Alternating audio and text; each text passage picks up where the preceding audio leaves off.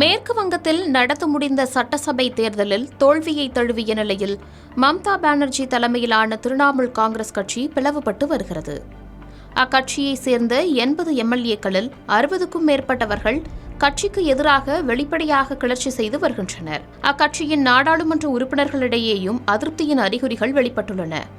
திரிணாமுல் காங்கிரசுக்கு ஏற்பட்ட மற்றொரு பின்னடைவாக மாநிலங்களவை உறுப்பினர் சுஷ்மிதா தேவ் கட்சியிலிருந்தும் மாநிலங்களவை உறுப்பினர் பதவியிலிருந்தும் ராஜினாமா செய்திருக்கிறார்.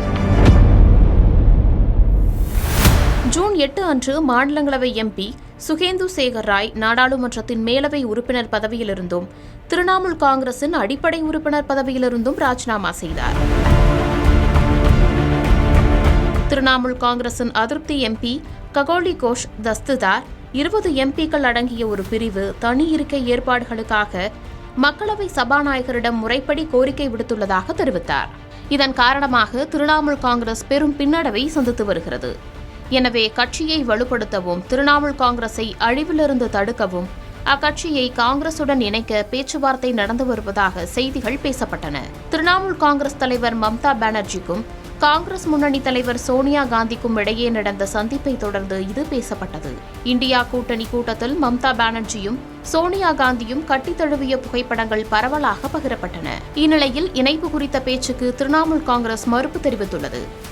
காங்கிரசும் திரிணாமுல் காங்கிரசும் இணைவது குறித்த பேச்சுகள் ஆதாரமற்றவை என்றும் இரு கட்சிகளும் இணைவது தொடர்பாக எந்தவொரு திட்டமும் பரிசீலனையில் இல்லை என்று தெரிவித்துள்ளன. மேலும் காங்கிரஸ் தலைவர் ஜெயராம் ரமேஷ் அந்த செய்திகள் உண்மையல்ல என்றும் அவை தவறானவை என்றும் சோனியா காந்தி மம்தா பானர்ஜி இடையேயான சந்திப்பு முற்றிலும் தனிப்பட்ட மற்றும் நட்பு ரீதியிலானது எனவும் கூறி எக்ஸ் தளத்தில் உறுதிப்படுத்தினார். ஏன் இந்த இரு கட்சிகளின் இணைப்பு பேசுபொருளாக மாறுகிறது என வரலாற்றை பார்க்கும்போது மம்தா பானர்ஜி காங்கிரசிலிருந்து விலகிய பிறகு 1998 திரிணாமுல் காங்கிரஸை நிறுவினார். 2011 மேற்கு வங்கத்தில் இடதுசாரி அரசை தோற்கடிக்க இந்த கட்சிகள் இணைந்து செயல்பட்டன. ஆனால் அடுத்த ஆண்டே அவற்றின் கூட்டணி முறிந்தது. அவர் தொடர்ந்து 15 ஆண்டுகள் ஆட்சி செய்து திரிணாமுல் காங்கிரஸை இந்தியாவின் மிகவும் வெற்றிகரமான பிராந்திய கட்சியாகவும் தன்னை நாட்டின் மிகவும் வலிமையான எதிர்க்கட்சி அரசியல்வாதிகளில் ஒருவராகவும் உருமாற்றினார்.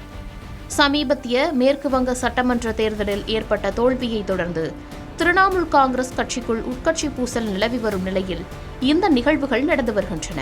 சட்டமன்ற உறுப்பினர்களில் ஒரு பிரிவினரும் பின்னர் பல நாடாளுமன்ற உறுப்பினர்களும் கட்சிக்கு எதிராக செயல்பட்டு பாஜகவுடன் கூட்டணி அமைக்க தயாராகி வருவதாக தெரிவித்துள்ளனர். மேலும் ராகுல் காந்தி மற்றும் அபிஷேக் பானர்ஜி இருவரையும் கிண்டல் செய்யும் விதமாக பாஜகவின் பிரியங்கா திப்ரேவால் அந்த சந்திப்பை ஒரு இளவரசர் மற்றொரு இளவரசரை சந்திப்பது என்று வர்ணித்தார்.